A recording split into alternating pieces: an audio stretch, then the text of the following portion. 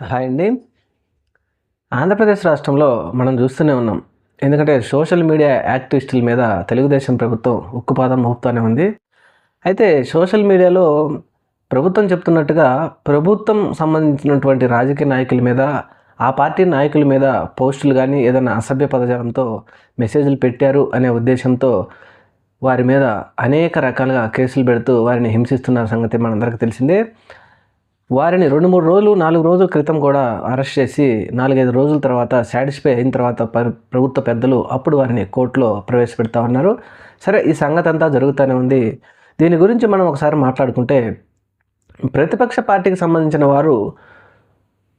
వారి మీద చాలాసార్లు ఎన్నో డిఐజీకి కంప్లైంట్ చేశారు, అనేక పోలీస్ స్టేషన్లో కంప్లైంట్ చేశారు. ముఖ్యంగా నగరి మాజీ ఎమ్మెల్యే, మాజీ మంత్రి అయిన ఆర్కే రోజా గారు కానీ, వైఎస్ జగన్మోహన్ రెడ్డి గారు ఆయన ఫ్యామిలీ మీద కానీ, అలాగే విడుదల రజనీ గారు, అలాగే అంబటి రాంబాబు గారి ఫ్యామిలీ కానీ, పేర్ని నాని గారి ఫ్యామిలీ కానీ, కొడాలి నాని గారి ఫ్యామిలీ కానీ, ఇలా అనేక రకాల వైఎస్ఆర్సీపీ పార్టీలోని పెద్దలకు మాత్రం ఈ సోషల్ మీడియా ఇబ్బందులు తప్పలేదు.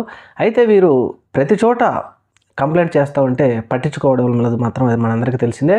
ఈరోజు తిరుపతిలో నగరి మాజీ ఎమ్మెల్యే రోజా గారు అక్కడ ఒక పోలీస్ స్టేషన్కి వెళ్ళి కంప్లైంట్ చేయడం జరిగింది. భూమన కరుణాకర్ రెడ్డి గారు, అలాగే తిరుపతి ఎంపీ గురుమూర్తి గారు కూడా పోలీస్ స్టేషన్కి వెళ్ళి మా మీద ఈ విధంగా ప్రచారం అసభ్య పదజాలంతో దూషిస్తూ ఉన్నారు సోషల్ మీడియాలో, ఖచ్చితంగా మీరు చర్యలు తీసుకోవాలి అని చెప్పేసి వాళ్ళు వైఎస్ఆర్సీపీకి సంబంధించిన పార్టీ వాళ్ళందరూ వెళ్ళారు. అయితే ఇక్కడ ఒక విచిత్రమైన సంగతి ఏంటంటే, వీరు లోపలికి వెళ్ళిన తర్వాత కనీసం ½ అన్ అవర్ నుంచి 45 నిమిషాలు కూర్చోబెట్టారు వీళ్ళని. ఎందుకంటే వీళ్ళ దగ్గర నుంచి కంప్లైంట్ తీసుకోవాలా వద్దా, తీసుకుంటే ఎవరి ఏంటి అనేది పై అధికారులకు ఫోన్లు చేసి వాళ్ళు ఓకే అన్న తర్వాత వీళ్ళు ఇచ్చిన కంప్లైంట్ తీసుకున్నారు. సరే, కంప్లైంట్ తీసుకున్న తర్వాత అక్నాలజ్మెంట్ ఇవ్వాలి అంటే మళ్ళీ పై అధికారులు గంటలు పై అధికారులు మాట్లాడి పై అధికారులు ఓకే అన్న తర్వాతనే వీళ్ళ దగ్గర ఈ విధమైనటువంటి మా మీద కూడా చర్యలు తీసుకోవాలి అని ఇచ్చే కంప్లైంట్ తీసుకున్నారు. సరే, వీళ్ళు ఎన్ని కంప్లైంట్ ఇచ్చినా తీసుకుంటున్నారే కానీ అని మోడల్ పడిపోతూ ఉన్నాయి. ఎట్టి పరిస్థితుల్లో చంద్రబాబు నాయుడు గారు నేను ఖచ్చితంగా అందరి మీద చర్యలు తీసుకుంటున్నారని చెప్తున్నప్పటికీ అది మాత్రం రాష్ట్రంలో జరగలేదని చెప్పాలి. దీనికి ప్రత్యక్ష సాక్ష్యం వైఎస్ఆర్సీపీ పార్టీ కార్యకర్తలు. ఎందుకంటే ఫేక్ ఐడీలతో వాళ్ళ పేర్ల మీదనే వాళ్ళ ద్వారా మెసేజ్లు పెట్టించి తిరిగి వాళ్ళ మీదనే మళ్ళీ కేసులు పెట్టి వాళ్ళనే నానా హింసలు పెడుతున్నారు.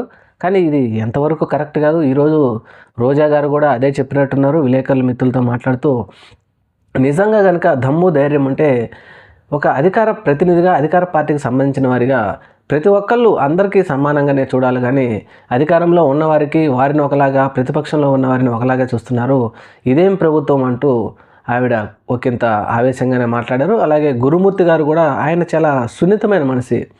ఎంపీగా ప్రస్తుతం తిరుపతికి ఎంపీగా ఉన్న గురుమూర్తి గారు, ఆయన కూడా ఆయనను చూస్తే మన ఇంట్లో పక్కన మనిషి అనుకుంటాం, పక్కింటి మనిషి లాగానే అనిపిస్తుంది.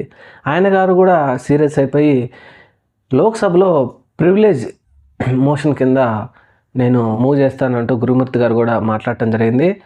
అసలు మాజీ ఎమ్మెల్యేలు, మాజీ మంత్రులు, అలాగే ఎంపీని ప్రస్తుతం నేను ఎంపీగా ఉన్నప్పటికీ వీళ్ళు మాత్రం ప్రోటోకాల్ మాత్రం పాటించడం లేదు ప్రభుత్వ అధికారులు అంటూ సీరియస్గానే మాట్లాడారు. మరి ప్రివిలేజ్ మోషన్ నేను మూవ్ చేస్తానంత దూరం వెళ్ళిందంటే ప్రభుత్వం మరి ఈ విధంగా ఎందుకు ప్రవర్తిస్తుందో ప్రభుత్వ పెద్దలకి తెలియాలి. ఎందుకంటే ఏ పార్టీ వారి మీద అసభ్య పదజాలంతో మహిళల మీద దూషించినప్పటికీ వారి మీద ఖచ్చితమైన చర్యలు తీసుకోవాలి కానీ అలా కాకుండా ప్రతిపక్షం వారి మీద మీరు ఏ విధమైన దాడి చేయండి, మనం అధికార పార్టీ వారిని ఎవరన్నా అంటే మనం అణిచివేద్దాం, ప్రతిపక్ష వాళ్ళని ఏమన్నా సరే మీరు అనుకోండి అంటూ మాత్రం ఎంతవరకు సమంజసమో మరి అధికార పార్టీ వారికి తెలియాలి. చూద్దాం మరి రాబోయే రోజుల్లో ఇటువంటివి వైఎస్ఆర్సీపీ పార్టీ వారు ఎన్ని ఫేస్ చేయవలసిందో చూద్దాం. Thank you. మన ఛానల్ తప్పకుండా సబ్స్క్రైబ్ చేయండి.